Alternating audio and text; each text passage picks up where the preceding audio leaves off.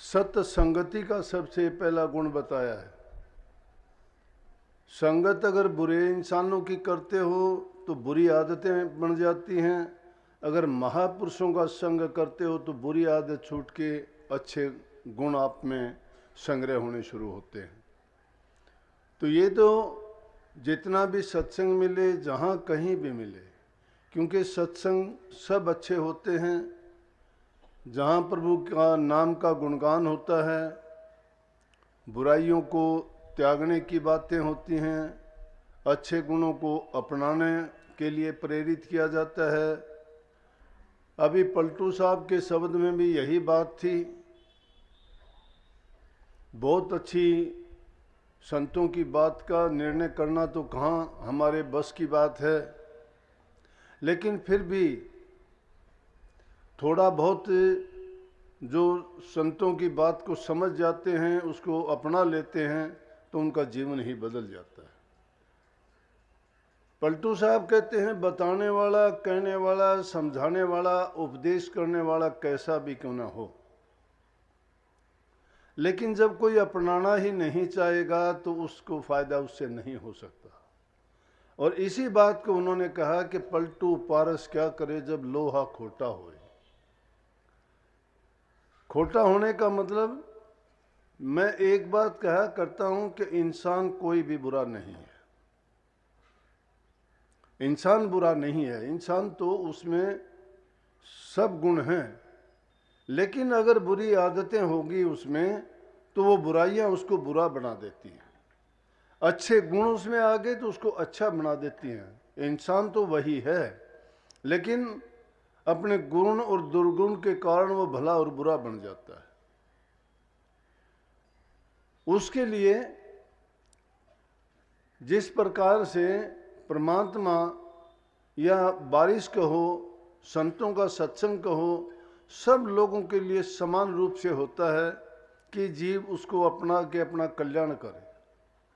लेकिन जो उसको अपनाना ही नहीं चाहता है तो संत क्या करेगा? पलटू साहब ने यही कहा है कि पलटू ने पारस का उदाहरण दिया। पारस एक ऐसा पत्थर होता है जिसको लोहे से छू दिया जाए तो सोना हो जाता है।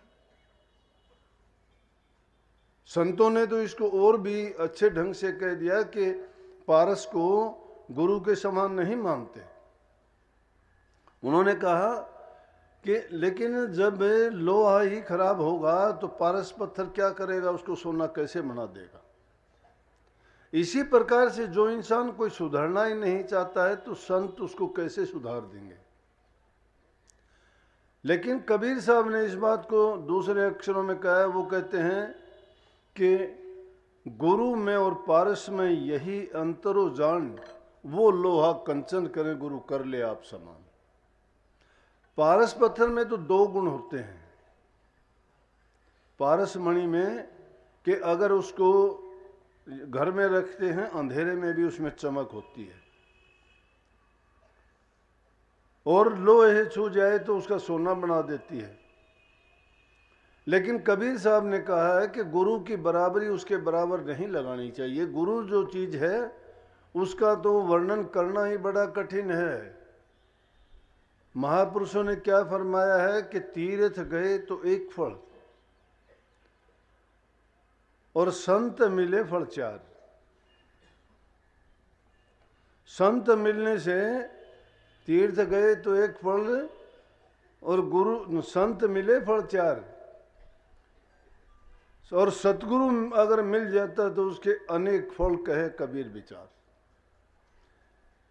तीर्थ पर जाने से एक ही मिलता है। हम सोचते हैं तीर्थ पे गए, स्नान किया, हमारे पापों को हमने धो डाला। हमारी आस्था है, हमारी श्रद्धा और यकीन ये कहता है कि अगर हम गंगा में स्नान करें, गंगा सागर में जाके स्नान करें, त्रिवेणी का स्नान करें, या और जितने भी तीर्थ हैं जहाँ जहाँ हम जाएं तो वहाँ अपने पापों को धो डालेंगे, वहाँ तो एक फल मिलेगा। लेकिन संत अगर मिल जाते, जिस प्रकार से सहजो भाई ने कहा था अभी थोड़ी देर पहले, ये भाई ने एक दुआ कहा था कि 68 तीर्थ गुरु चरण पर भी होत अखंड, सहजो ऐसा धाम नहीं सकल अंड ब्रह्मंड। कि सकल अंड और ब्रह्मांड में ऐसी जगह नहीं है जो सतगुरु के चरण में है। 68 तीर्थों का फल कहा है।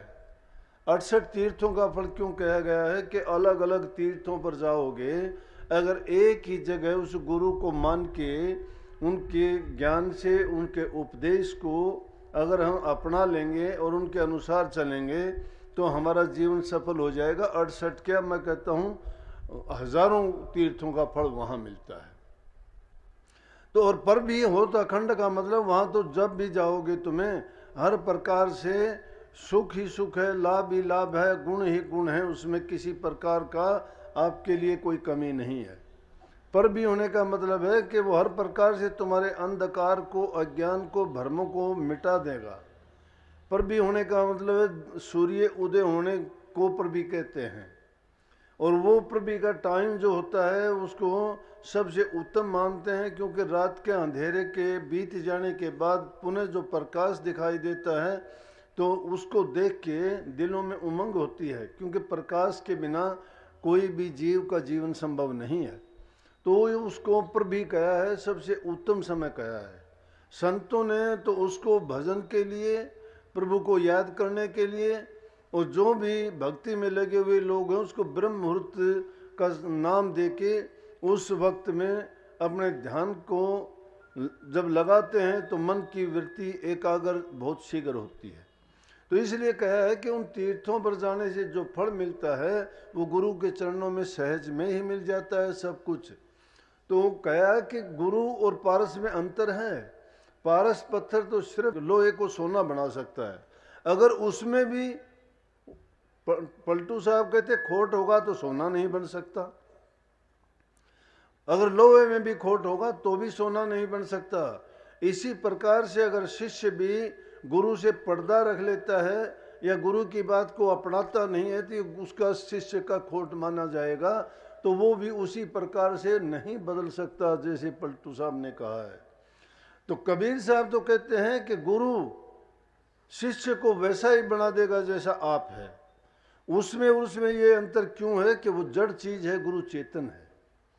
चेतन के पास जाओगे वो आपको चेतन कर देगा, जड़ चीज से आप कभी चेतन नहीं हो सकते। चेतन आपको जबान से आपकी भाषा में आपको जो शिक्षा देगा, जो भी बातें आपके कल्याण की, भलाई की, आपके लिए जो गुणकारी होगी, उन बातों को पूर्ण रूप से आपके दिलो दिमाग में ये बैठा देगा कि हाँ ये मेरे लिए चीज़ सबसे उत्तम है और मुझे इसको मानना चाहिए। इसलिए संतों का सत्संग जितना इस जीव को मिल जाए उतना ही कम है, क्योंकि संत उन जीवों का भी काया पलट कर देते हैं। जीव तो अज्ञानी है, उसी में अभी कह रहा था ना कि हम अज्ञानी जीव थे कर्मों के मारे। ये सभी जीव कर्मों के मारे हुए हैं, एक नहीं कर्म के बस दुनिया में आए हैं। अज्ञानी क्यों हैं? हमें ये ज्ञान नहीं है। ये ज्ञान इस जीव को होता कि किस जन्म में हम क्या थे, किसके साथ हमारे क्या संबंध थे, वहाँ हमने कौन कौन से काम किए थे, उन कामों के करने के कारण उनका परिणाम और नतीजा क्या हुआ, और उस नतीजे के कारण अब हमें भोगने पड़ते हैं। ये बात याद नहीं है हमें। इसीलिए कहा कि हम अज्ञानी जीव थे, कर्मों के मारे हुए थे। लेकिन अब जब आपकी शरण मिले हैं तो हमारे सारे दुख मिट गए। क्यों मिट गए? गुरु शिष्य का अज्ञान मिटा देता है। अब अज्ञान और भ्रम किसके? अगर कोई जिद करता है उसके नहीं मिट सकते।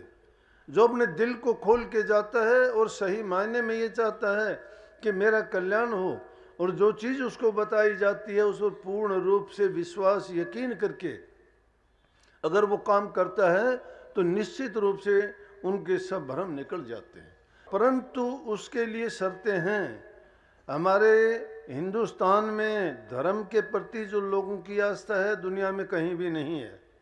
यहाँ लोगों को त्याग, तप और तपस्या की बातें बताई जाती हैं। यहाँ लोगों को परहित के काम के लिए प्रेरित किया जाता है। यहाँ लोगों की सेवा और प्रेम की भावना इसलिए बताई जाती है ताकि वो सब जीवों में उस प्रभु के रूप को समझें उन सभी आत्माओं को ये माने ये उसी परमात्मा की अंश है जिसके हम हैं। तो भेद किस चीज़ का? जब एक ही पिता की संतान है और हम ऐसा नहीं करते। उसमें पवित्र जीवन जीने के लिए सबसे ज़रूरी चीज़ें हैं कि इंसान किसी दूसरे की चीज़ पर नियत ना डिगाए। वो चीज़ कोई भी हो सकती है, किसी के धन पर, किसी की दूसरी चीज़ों के लिए लालच में हम खुद परिश्रम, काम और पुरुषार्थ करना नहीं चाहते। और एक इंसान ने जिसने पुरुषार्थ किया है, मेहनत किया है और उसने उन चीज़ों को अर्जित किया है, हम उसको सहज भाव में चोरी से, हेरा फेरी से उसको लेके क्या अपने जीवन में सुख भोग सकते हैं? नहीं भोग सकते। संतों ने इसी चीज़ का प्रचार किया कि अपने जीवन को पाक, साफ और पवित्र जब तक नहीं बनाते हो तब तक इंसान का चोला लेने का हमें कोई फायदा नहीं है। अनेक उदाहरण ऐसे भरे हुए हैं हमारे देश में। संत और महात्माओं में इस बात को प्रमाणित करके दिखाया कि प्रभु के नाम में जो शक्ति है, जो शांति है, जो संतोष है, वो दुनिया के किसी पदार्थ में नहीं है। और जिनकी समझ में आया उन लोगों ने तो अपने दुनिया के सुख, वैभव और सारी चीज़ों को तिलांजलि दे के प्रभु की भक्ति में लगे।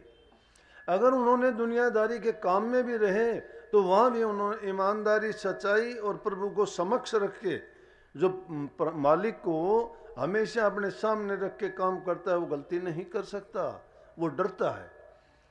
दो ही चीज़ों से आदमी डरता है ना, कि कबीर कहे कमाल से दो बातें कर ले, के साहिब की बंदगी क्या भूखे को कुछ दे। भूखे कुछ देने का मतलब है कि आप दूसरों के लिए सर्वजन हित के काम करो, दूसरे के भलाई के काम, पर हित के। पहले भी ये हमारे शास्त्रों में है लेख, रामायण में है, पर हित समान धर्म नहीं कोई। दूसरे के हित के समान कोई धर्म ही नहीं है। दूसरे का जब हित करते हैं तो कबीर साहब भी यही बात कहते हैं। अब कमाल से अपने शिष्य से, अपने पुत्र से, दोनों ही नाते हैं, उनसे कहते हैं कि कमाल अगर तू कल्याण चाहता है अपना तो दो बातें कर ले सिर्फ। नंबर एक, या तो साहिब की बंदगी कर। अगर उसे बंदगी करने में तुझे कुछ कठिनता है, कोई परेशानियां हैं, तो भूखे आदमी को, ज़रूरतमंद आदमी को मदद कर। भूखा रोटी का भूखा नहीं, जिस इंसान का शरीर ठीक नहीं है उसकी मदद करते हो, वो भी उसकी आप सहायता करते हो, वो भी भूखा मानो। किसी चीज़ से, किसी पदार्थ का, किसी चीज़ के लिए भी वो भूखा हो सकता है। गरीब को कपड़ा नहीं मिलता, गरीब को रोटी नहीं मिलती, किसी बीमार को दवाई नहीं मिलती, किसी का कोई सहारा नहीं है, ये भूखा है। उसके पास धन चाहे कितना भी क्यों ना हो, वो भी भूखा है। लेकिन उसकी अगर हम मदद करते हैं तो समझो कि हम धर्म के रास्ते पर चलते हैं, भक्ति के मार्ग में चलते हैं, प्रभु की ओर हम बढ़ते जा रहे हैं, जो हमारा उद्देश्य था मनुष्य जीवन योनि पाने का और इसको सफल बनाने का। इसलिए ऐसे ऐसे राजाओं की कहानी आप अगर सुनोगे तो हमारे जीवन को बदल के रख देगी। जब तक हमें उन चीज़ों से हमें प्रेरणा लेनी चाहिए, शिक्षा लेनी चाहिए। जब वो चीज़ें उन्होंने करके देखी और करके दिखाई तो उन्होंने साबित करके भी दिखाया दुनियादारों का कि जो सुख ईमानदारी में, सच्चाई में, अपनी मेहनत में, अपनी कमाई में और दूसरों के हित करने में जो हमें परिणाम मिलता है, उस जैसा परिणाम किसी को नहीं मिलता, किसी चीज़ में नहीं मिलता। वो शांति दुनिया के पदार्थों में नहीं है, शांति इंसान के मन में है। और मन में शांति कब आती है इंसान को? जब सद्गुण उसमें आते हैं। सद्गुणों में ये चीज़ें सबसे प्रथम आती हैं। राजा चकवा बैन की कहानी ऐसी ही है।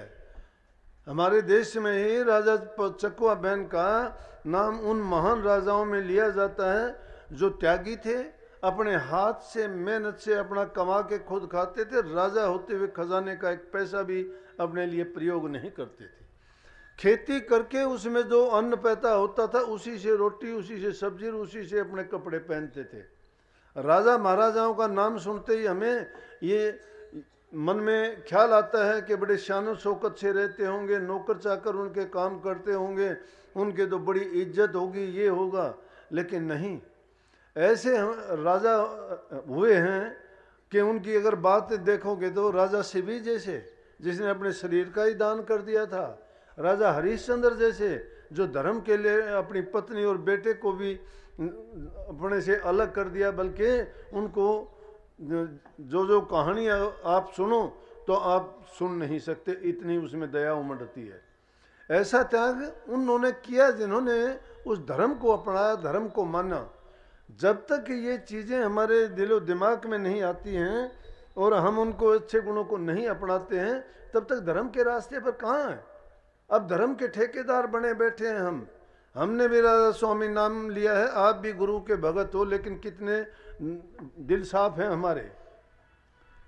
आप सबसे पूछा जाता है, सभी कहते हो भजन करते हैं, नाम का सुमरण करते हैं, हम ये करते हैं वो करते, कितना करते हो?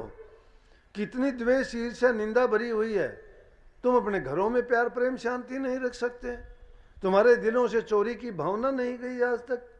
चोरी करते हो, झूठ बोलते हो, कपट दिलों में है, कहाँ की भक्ति है? घरों में शांति नहीं रख सकते, चार आदमियों में जो प्यार नहीं कर सकता बाहर कहाँ प्यार करेगा?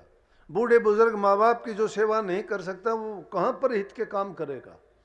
जो घरों में ही चोरी करता है वो दूसरे लोगों के लिए क्या दान पुण्य कर देगा? किसकी सहायता कर देगा? क्या धर्म अपनाया हमने? चल चल के बहुत आते हैं, दिखाई देते हैं कि बड़ा धार्मिक है, बड़ा भजन करने वाला है, बड़ा इसका रुतबा है, लेकिन क्या रुतबा है उसके दिल से पूछ के देखो। संतों को पता होता है, ये ना सोचना पता नहीं है, लेकिन वो प्रकट नहीं करते किसी का। सोचते हैं इसको खुश होने दे, ये कह के खुश हो जाएगा, लेकिन वो जानते हैं कि वो कितने पानी में है।